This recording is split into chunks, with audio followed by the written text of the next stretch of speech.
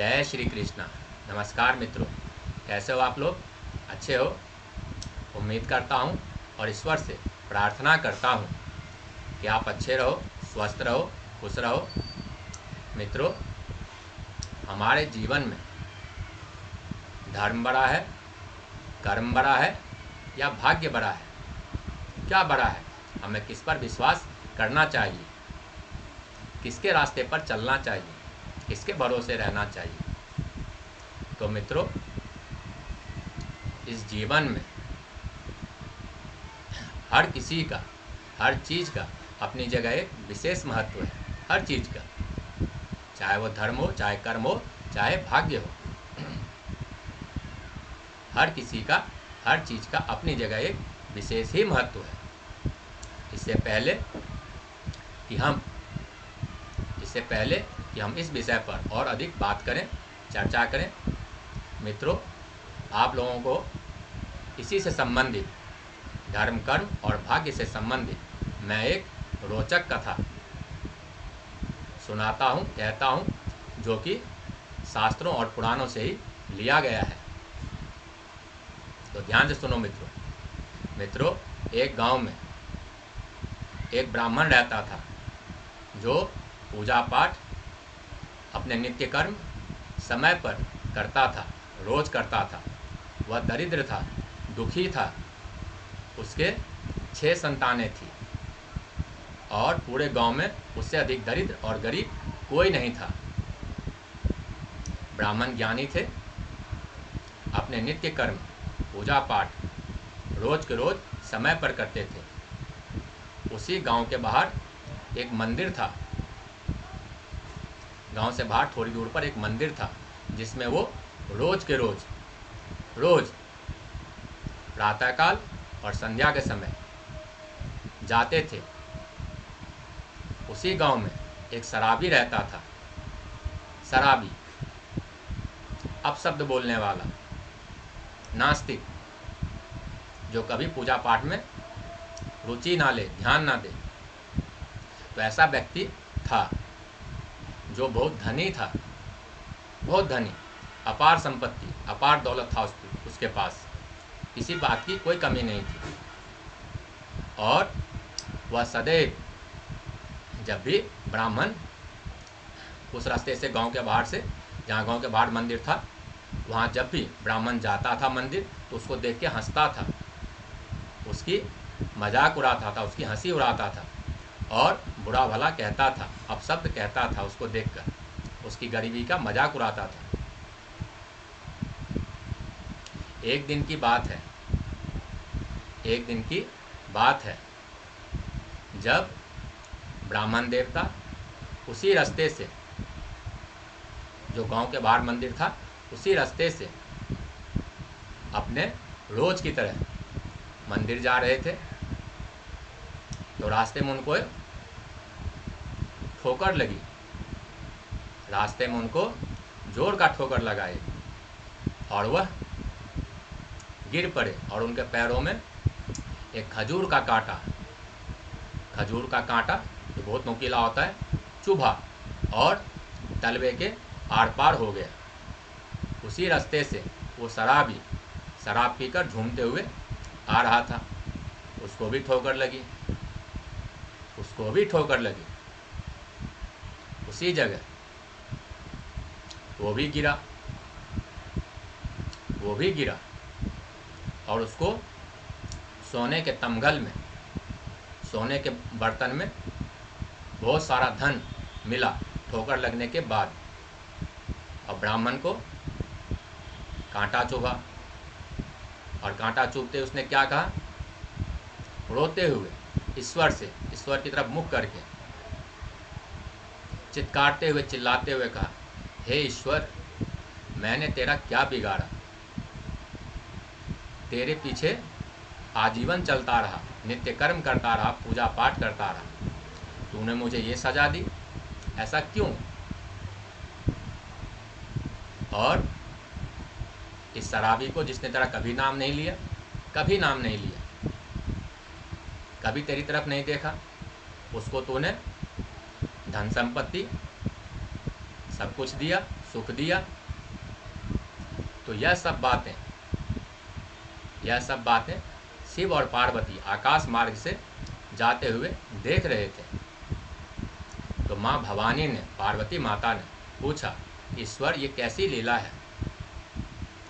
यह कैसी लीला है? ब्राह्मण तो वास्तव में आजीवन कोई पाप नहीं किया, सदा आपके नाम लेता रहा, सदा आपको भजता रहा। उसको ऐसी गति क्यों दी आपने? उसको इतनी बड़ी सजा क्यों दी? और वो शराबी जिसने आपका कभी नाम नहीं लिया, कभी नहीं भजा आपको, आपकी तरफ देखा तक नहीं, नास्तिक रहा आजीवन, मदिरा और शराब पीता रहा, बुरी बुरी बातें कहता रहा उसको आपने और धन दौलत दे दिया। ऐसा क्यों प्रभु? क्या लीला है? तब शिव जी भोलेनाथ माता को बताते हैं और उसके पूर्व जन्म की कथा सुनाते हैं, जिसमें वह ब्राह्मण बहुत पाप करता था। कोई भी उसके पुण्य नहीं थे, कोई भी पुण्य नहीं थे, खाली पाप ही पाप थे।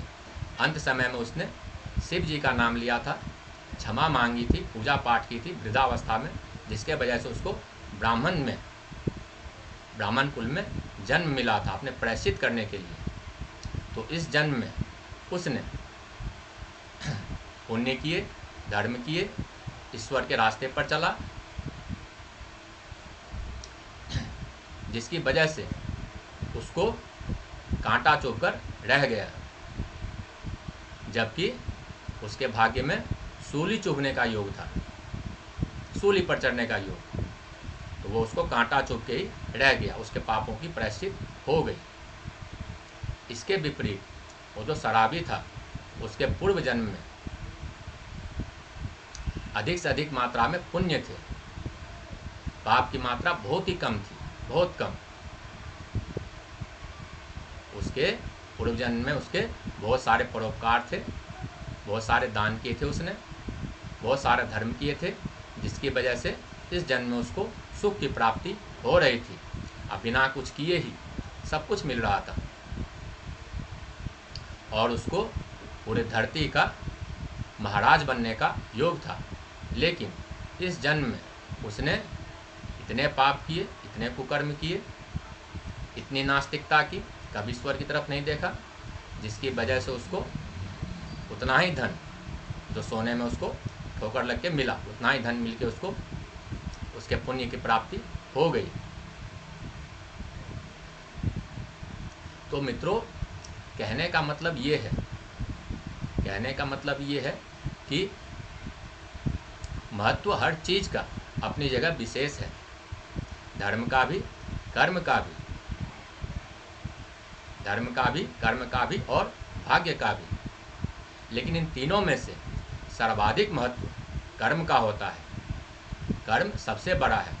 अगर हमारा भाग्य खराब हो, अच्छा नहीं हो, तो वो भी अच्छा हो सकता है अच्छे कर्मों से, सत्कर्मों से, मेहनत से, परिश्रम से, क्योंकि कर्म से ही धर्म का निर्माण होता है, भाग्य का निर्माण होता है, हमारे छवि का निर्माण होता है और हमें सुख दुख की प्राप्ति होती है। जो कर्म हमने पहले किए, उसका फल हमें इस जन्म में भुगतना पड़ेगा किसी न किसी रूप में। अच्छे किए तो अच्छा, बुरा किए तो बुरा। अच्छे किए तो सुख मिलेगा, संपत्ति मिलेगी, भाग्यशाली बनेंगे।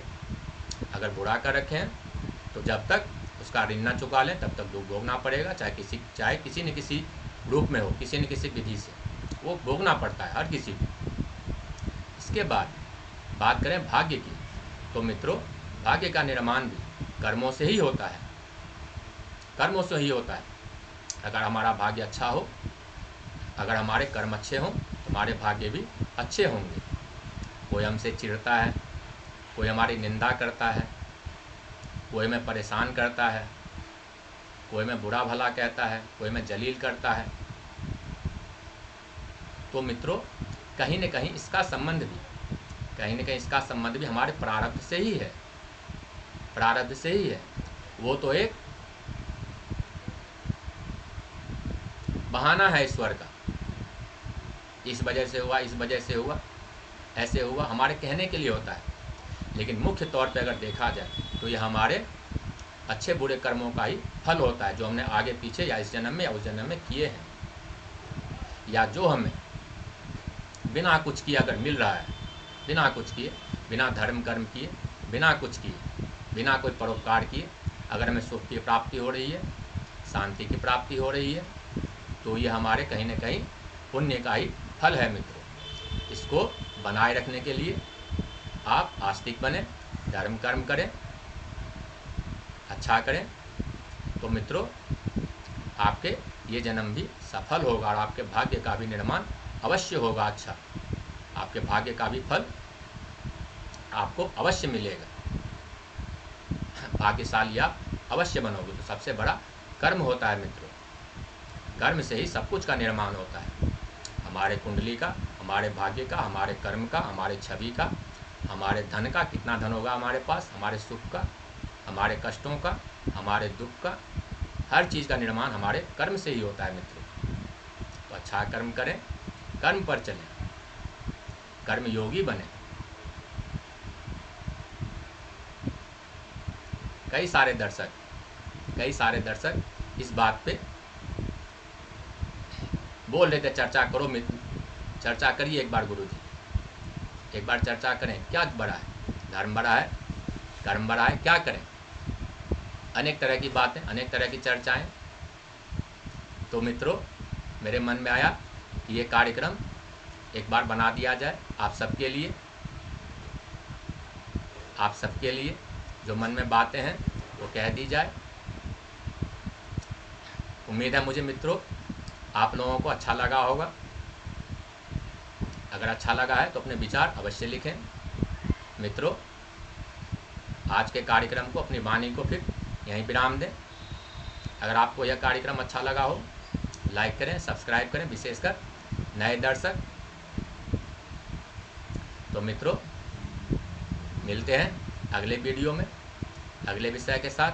तब तक के लिए धन्यवाद, नमस्कार, जय श्री कृष्ण। ईश्वर आपको, आपके परिवार को सुरक्षित रखे, खुश रखे, आपकी मनोकामनाएं पूर्ण हो, आप आस्तिक बनो, परोपकारी बनो। जय श्री कृष्ण मित्रों।